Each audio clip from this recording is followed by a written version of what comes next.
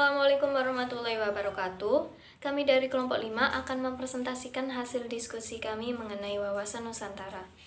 Saya sendiri Warda Masita nomor urut 006 akan mempresentasikan tentang pengertian serta konsep wawasan Nusantara. Apa sih wawasan Nusantara? Wawasan diambil dari kata wawas yang artinya dalam bahasa Jawa pandangan, tinjauan, dan penglihatan.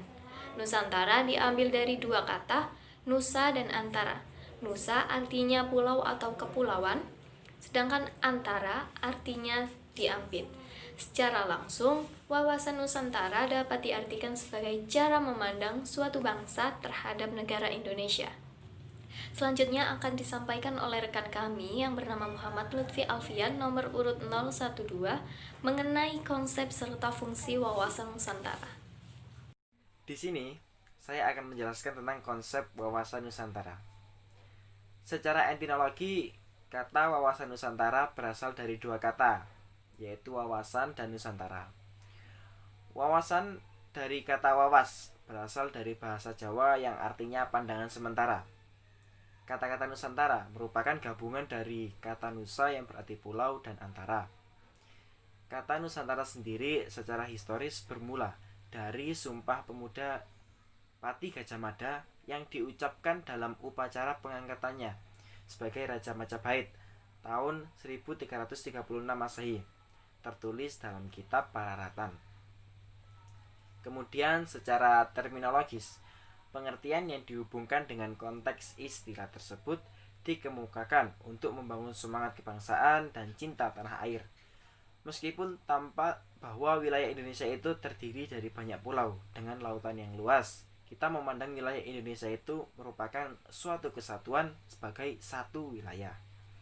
Selanjutnya akan dijelaskan oleh rekan kami Nita Lucy dengan nomor urut 019 membahas tentang fungsi utama wawasan Nusantara. Di sini saya akan menyampaikan 4 fungsi utama wawasan Nusantara.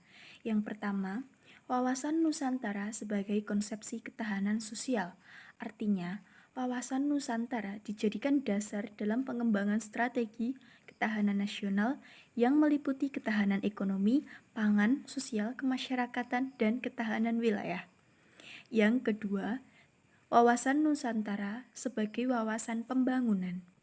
Artinya, wawasan Nusantara dijadikan pedoman dalam merencanakan pembangunan nasional yang tentu saja akan mencangkup kesatuan politik, ekonomi, sosial, budaya, dan aspek hankam.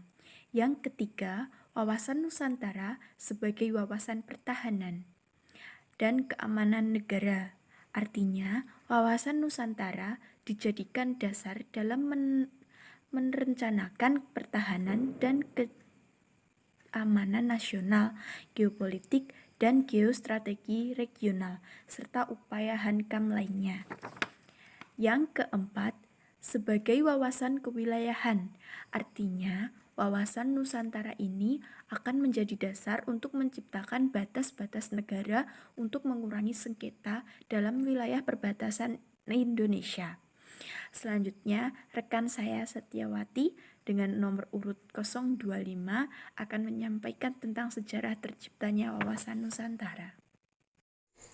Materi selanjutnya adalah sejarah terciptanya wawasan Nusantara. Deklarasi Juanda tanggal 13 Desember tahun 1957 menjadi tonggak sejarah lahirnya wawasan Nusantara. Batas laut teritorial yang sebelumnya diatur di dalam Territorial Sea Maritime Keringat Ordinati tahun 1939 peninggalan kolonial Belanda mengalami perubahan.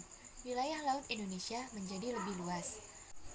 Walau deklarasi Juanda ditolak pada Konferensi Hukum Laut di Geneva tahun 1958, namun momentum ini cukup memberikan semangat maritim yang ada sejak zaman Indonesia purba dulu. Deklarasi Juanda dikukuhkan pada tanggal 18 Februari tahun 1960 dalam Undang-Undang Nomor 4/PRP tahun 1960 tentang perairan Indonesia. Sedang konsep Nusantara dituangkan dalam wawasan Nusantara sebagai dasar pokok pelaksanaan garis-garis besar haluan negara melalui ketetapan MPRS nomor 4 tahun 1973. Tahun 1978, pada Konferensi Hukum Laut pada sidang ke-7 di Geneva, konsepsi wawasan Nusantara mendapat pengakuan di dunia internasional.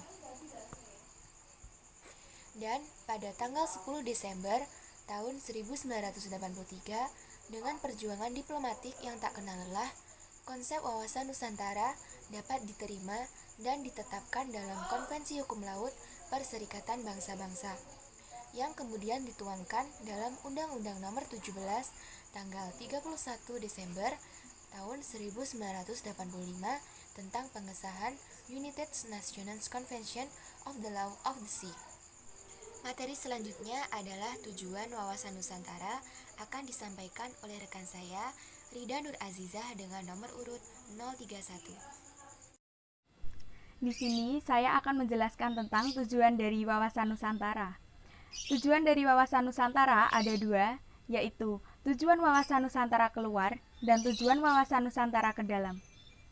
Tujuan wawasan Nusantara keluar itu sendiri adalah yang menjamin kepentingan nasional dalam era globalisasi yang semakin mendunia maupun kehidupan dalam negeri, dan turut serta melaksanakan ketertiban dunia berdasarkan kemerdekaan, perdamaian abadi, keadilan sosial, serta kerjasama, dan memiliki sikap saling hormat-menghormati. Dan yang terakhir, tujuan wawasan Nusantara ke dalam adalah yang menjamin persatuan dan kesatuan di segenap aspek kehidupan nasional, baik aspek alamiah maupun aspek sosial.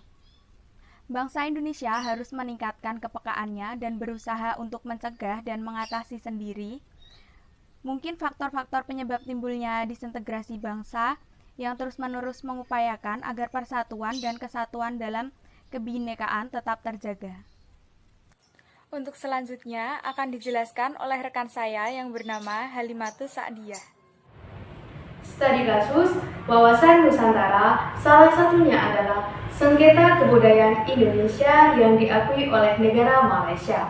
Hal ini disebabkan oleh faktor lengahnya negara Indonesia dalam menjaga warisan budaya. Beberapa sengketa budaya Indonesia yang diklaim oleh negara Malaysia meliputi lagu, musik, wayang, dan batik. Dalam menyelesaikan kasus ini, kedua negara, Indonesia dan Malaysia, membuat kesepakatan bilateral untuk melakukan pendekatan dan menyelesaikan masalah-masalah yang terjadi di antara kedua bangsa dan negara tersebut. Sekian yang dapat saya sampaikan. Saya mewakili kelompok saya mengucapkan terima kasih dan mohon maaf apabila ada salah kata yang kami sampaikan. Kurang lebihnya sekian. Wassalamualaikum warahmatullahi wabarakatuh.